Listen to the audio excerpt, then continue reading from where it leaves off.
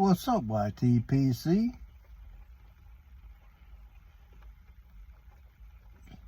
Uncle Willie coming to you from a wet mobile lounge on this Saturday afternoon. The day feels funky. It's still early and we've already done our grocery shopping. Not that we needed a lot. We took the dog in to a pet store, Petco. I don't know, some of y'all probably heard of it before. Petco, they have a mobile vaccination doctor that comes around to their store. He comes around in a van. There's actually two women. And our little dog needed a couple vaccinations, boosters, so to speak. Ain't never get rid of... If you get a pet, you know it's an ongoing expense. Well worth it, but it's still an ongoing expense. Got his, I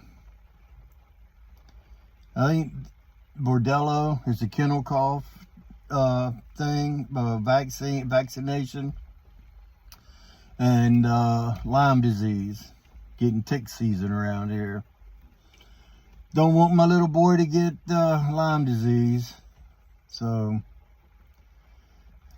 it is what it is. $100 later, they ended up selling us some eye wash, because there's one eye crust over. It gets that goop in it like dogs and even cats, but like dogs get, where their eye gets all, if it was us, it would be like having sleep in our eyes, but it's like,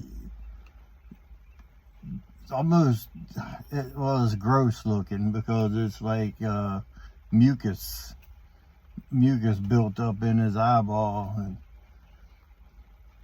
But anyway, he's taken care of for a while.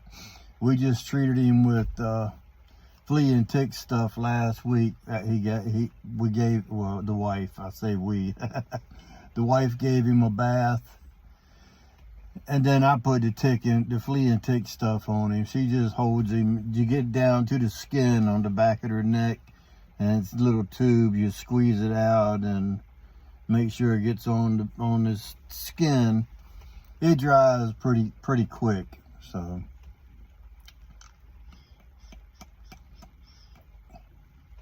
smoking a Savinelli, Bing's favorite.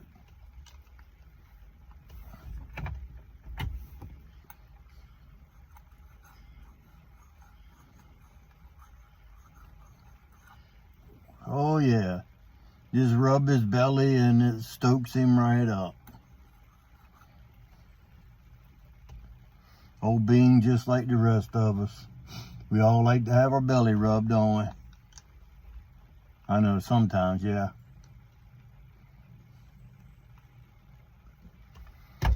Bean's favorite. I like it because it's got a little golf club on the side there, like a 7-iron or something. I guess it could even be a driver if that's what you see.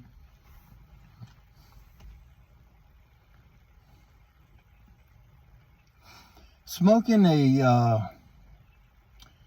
it's a ribbon cut, but the manufacturer considers it vintage cut. I don't know if it's been available in vintage cut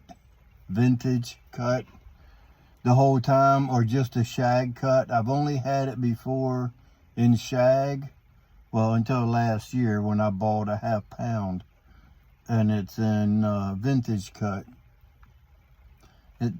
Galwith and Hogarth.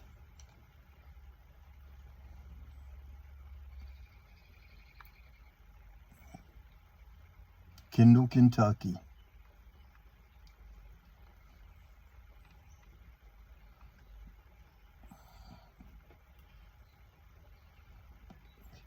I got tired of being juked around this week. I've tried, I think I've smoked three blends that was supposed to be They're supposed to have Dark Fire Kentucky in it, which I detected none in any of the blends that I smoked.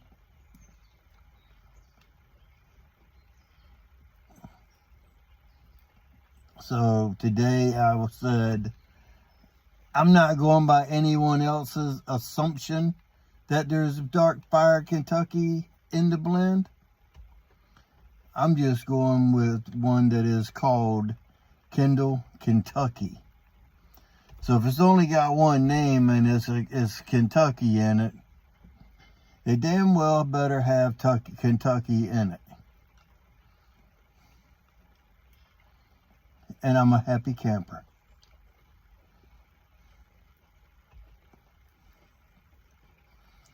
Dark, smoky, barbecuey, burnt ends. What else can I say? Strong. I'm assuming a big nicotine hit. That I don't know. But it's nice, strong, everything.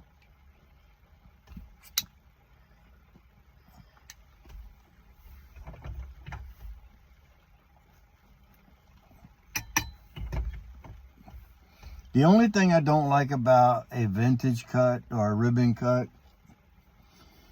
is you have to tamp it more so than a flake. At least my mileage, I do. And especially if it's a shag cut. You're forever tamping that, trying to keep it into a solid with the embers burning on top.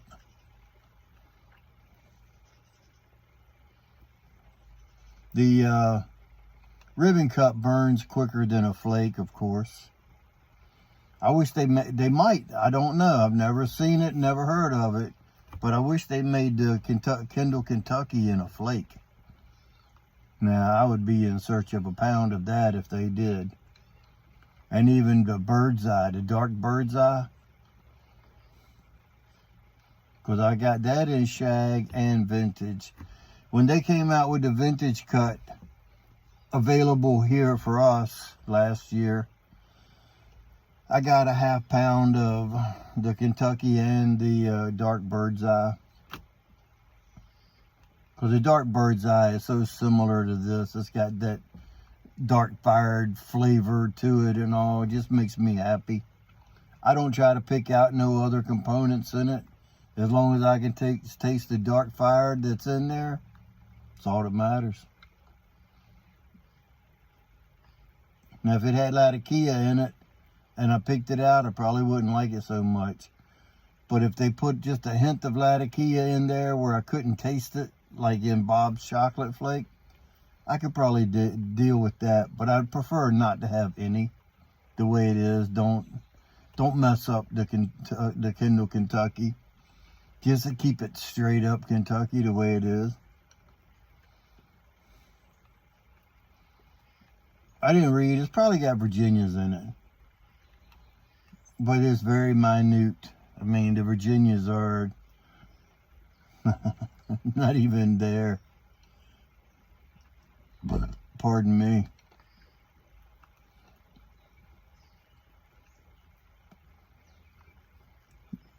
I figured I would have a bowl of Kentucky, and then I think I'm going to go in and pack a bowl of some 1792 flake. I just watched 13 Pipes doing a video. It's only a 2-minute video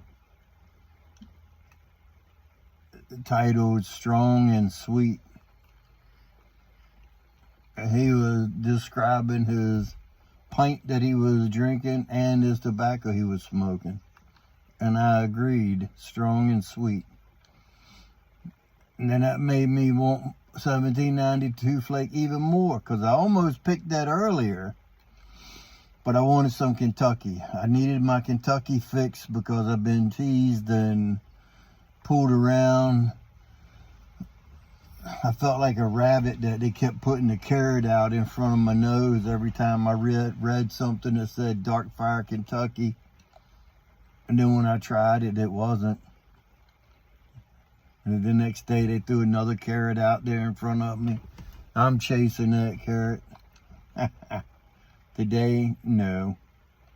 I dug the carrot right up myself. Yes, sir.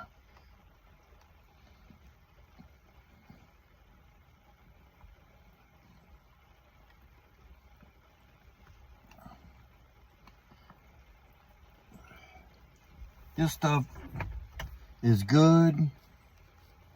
Just burns quick.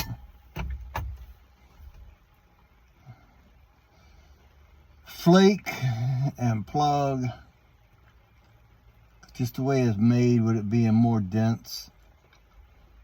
Even if once you rub it out, it's still more dense than the ribbon cut.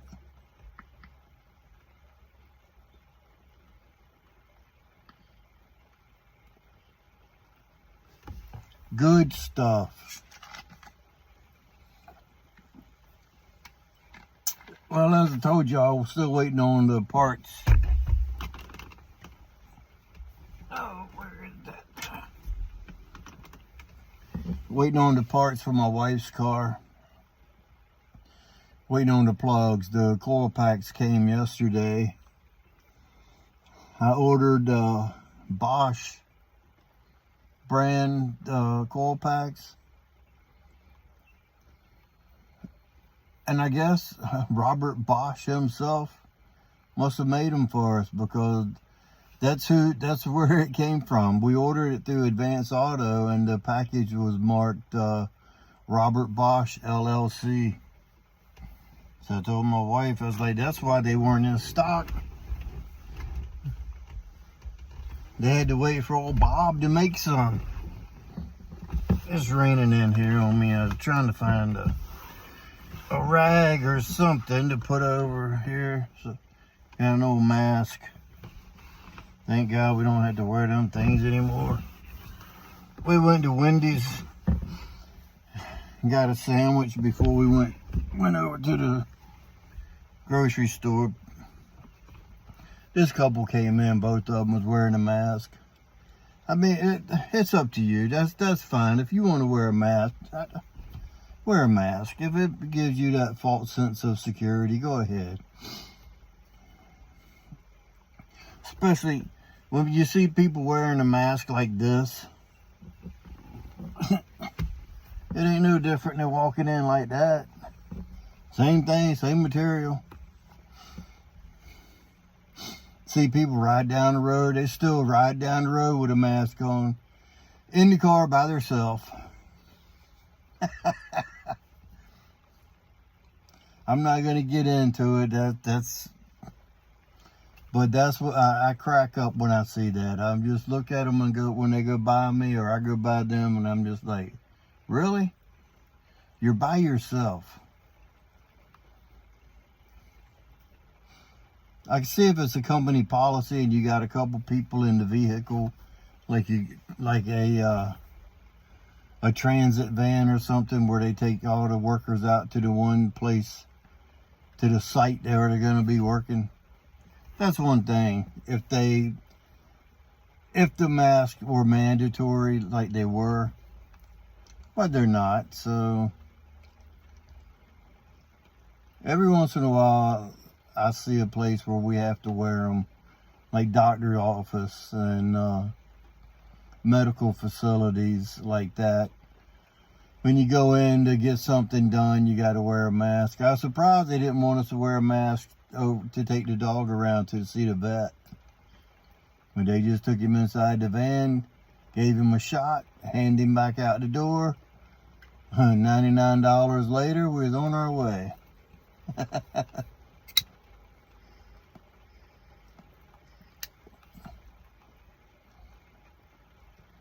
But that's $99 well spent.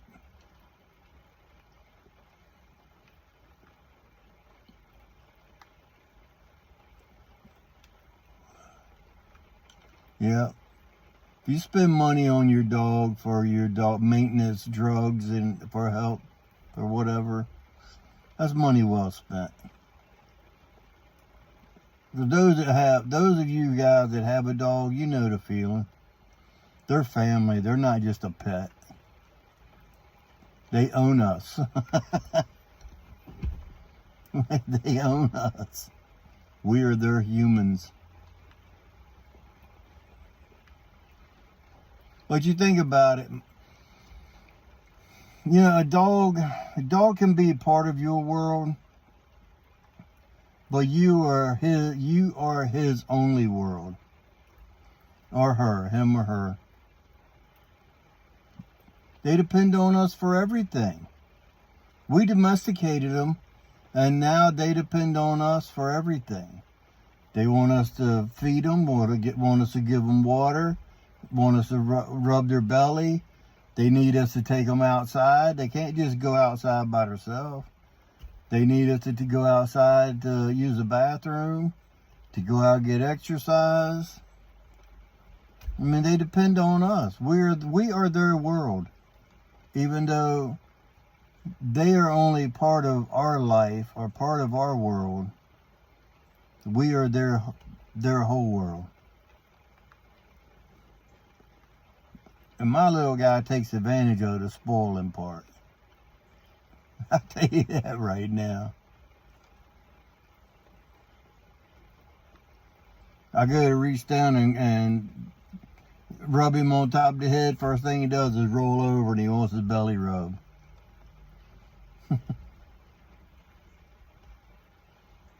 Yeah. My little guy's a Yorkie Bichon. And he barks at me when I come inside the house. When I sit out back in the coop, then when I come back in, it usually wakes him up and he jumps up and starts barking at me. And the way he barks at me, his bottom jaw, he looks like a schnauzer in the face from being mixed with Bichon in him.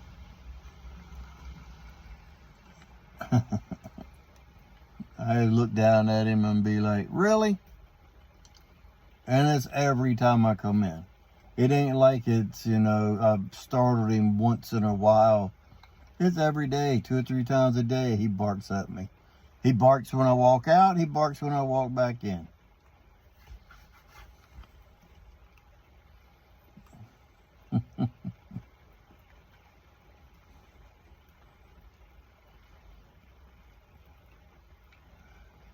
I give him a treat every night when I go upstairs. My wife goes up before I do. I usually go up about 30 minutes later. When I go upstairs, I take him a treat. This company called Better Than used to have these peanut butter pig ears. And I gave him one of those pig ears every night when I went upstairs. He would jump down off the bed, our bed, into his bed, and it was like he was jumping in a pool. And it was funny because I got into the habit of when I walk up and I hold the treat in my hand, I hold it across the bed, he you know, makes his way over to the side and then jumps in. And whenever he jumped down into it, I always say when he jumped in the pool, I'd go, whoosh, like he had splashed. And then I turn around and give him the little pig ear, and he eats it, and then he comes back up on the bed with us or whatever. Well, Better Than, they quit making pig ears. I had stocked up and bought him five bags, and I think there's either 29 or 30 in a bag. So I had 5 bags, you know, like 5 months supply. When I went to reorder some, I noticed they had discontinued them. And they were $9 a bag for 30. I saw the bag and they were $30. It was $1 an ear. So I've been giving him something different. Every night I give him a treat when I go upstairs. Give him a greenie. They're good for his teeth and whatnot. The pig ears were for hip and joints. I mean, the boy's getting old. He'll be 13 soon. And I've been giving him greenies and a little rib thing that's made by Dream Bones or whatever. Well, last week my wife saw Old Roy. They had peanut butter pig ears.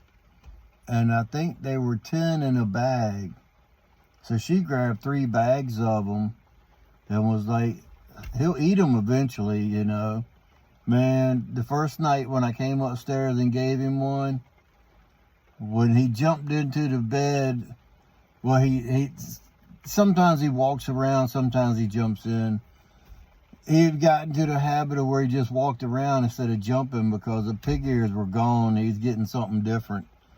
I gave him that pig ear, and he didn't sniff it like he usually does. He took one little sniff and snatched it out of my hand and started eating it. And this past week, I've been giving him one every night. And when I come upstairs, I hold it up so he can see it. He beats me over to the pool. He jumps in and sitting there waiting on me. And I give him his pig ear, and then he's happy. He's good to go. Now that we found them in different manufacturer, look the same, everything about them. They look the same. We've got 3 bags. I was like, well, we got a little over a month's supply there, I think it was. So we'll see what happens. We didn't even check today. I got a big old bucket full of them for now. Next week when we go, we'll probably grab a couple bags of them if they have them again.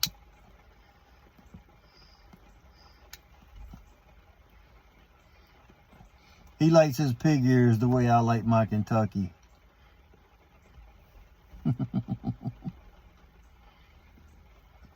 I'm gonna jump, guys. This is about done. I'm gonna go in here and pet his head one time and then grab me a bowl of some 1792 flake. Nothing else to do. It's raining, so I might as well smoke what you like, right? If you got it, smoke it. So guys, remember, if you stay ready, you don't have to get ready. And with that being said, until next time, you know what to do. Stuff 'em and puff 'em.